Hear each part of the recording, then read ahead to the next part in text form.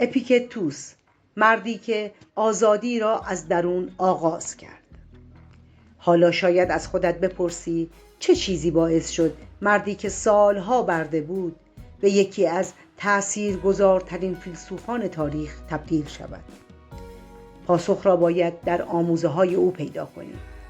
اپیکتوس باور داشت بیشتر رنج‌های ما از اتفاقات زندگی نیست، از نحوه نگاه ما به آن اتفاقات است.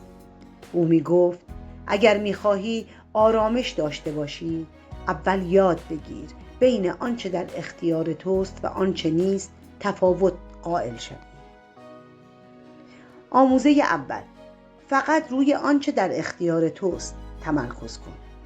فرض کن امروز در شبکه‌های اجتماعی مطلبی منتشر کردی. عده‌ای از آن تعریف می‌کنند و عده‌ای هم انتقاد. آیا می‌توانی نظر همه را کنترل کنی؟ نه. اما می‌توانی رفتار خودت، پاسخ خودت و کیفیت کارت را کنترل کنی. اپیکتوس میگفت وقتی انرژیت را صرف چیزی میکنی که در اختیار تو نیست، آرامشت را هم به همان چیز میسپاری. آموزه دوم: هیچ کس نمیتواند ذهن تو را اسیر کند. او سالها برده بود، اما جمله‌ای دارد که هنوز الهام بخش میلیون‌ها نفر است.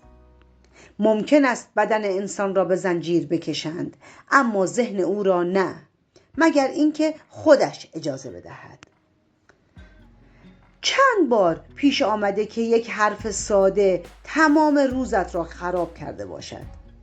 واقعیت این است که آن جمله قدرتی نداشت. این ذهن ما بود که به آن قدرت داد. آموزه سوم: انتظار نداشته باش زندگی همیشه مطابق میل تو پیش برود. اپیکتوس می گفت آرزو نکن اتفاقها آنگونه که تو می خواهی رخ دهند. یاد بگیر آنها را همان گونه که هستند بپذیری. پذیرفتن به معنی تسلیم شدن نیست. یعنی ابتدا واقعیت را ببینی و بعد بهترین تصمیم ممکن را بگیری. آموزه چهارم: شخصیت بزرگترین دارایی انسان است. از نگاه اپیکتوس ثروت، شهرت و مقام می توانند از بین بروند، اما اگر صداقت، شرافت و آرامش درونی را حفظ کنی، چیزی را از دست نداده ای. او می گفت ارزش انسان به دارایی‌هایش نیست، به انتخاب‌هایش است.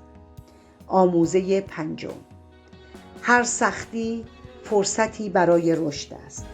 وقتی زندگی آسان است، همه می توانند لبخند بزنند، اما زمانی که مشکلات از راه می رسند، شخصیت واقعی انسان آشکار می شود.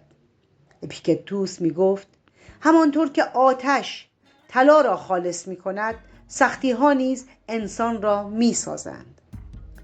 آموزه ششم: از امروز زندگی کن. او باور داشت بسیاری از انسانها یا در گذشته زندگی می کنند یا نگران آینده اند، در حالی که تنها چیزی که واقعا در اختیار ماست همین لحظه است. از خودت بپرس امروز چه کاری می توانم انجام دهم که مرا به انسان بهتری تبدیل کند؟ همین سوال مسیر زندگی رو تغییر می‌دهد. شاید اپیکتوس کاخ نداشت، شاید ثروتی هم نداشت، اما چیزی داشت که بسیاری از پادشاهان از آن محروم بودند: آرامش درون. او به ما یاد داد آزادی واقعی از شکستن زنجیرهای بیرونی آغاز نمی شود. از شکستن زنجیرهای ترس، خشم، وابستگی و قضاوت در ذهن خودمان آغاز می شود. اگر امروز فقط یکی از آموزه‌های او را با خودت ببری، این باشد: هر روز از خودت بپرس آیا این موضوع در کنترل من هست یا نه؟ اگر نیست، آرامشت را به آن گره نزن. اگر از داستان و آموزه‌های اپیکتوس لذت بردید، در قسمت بعدی به سراغ سنکا می رویم و فیلسوفی که در اوج قدرت و ثروت زندگی می کرد، اما هر روز به خودش یادآوری می کرد که هیچ چیز در این دنیا همیشگی نیست. تا قسمت بعد مراقب آرامش درونتان باشید. خدا نگهدار.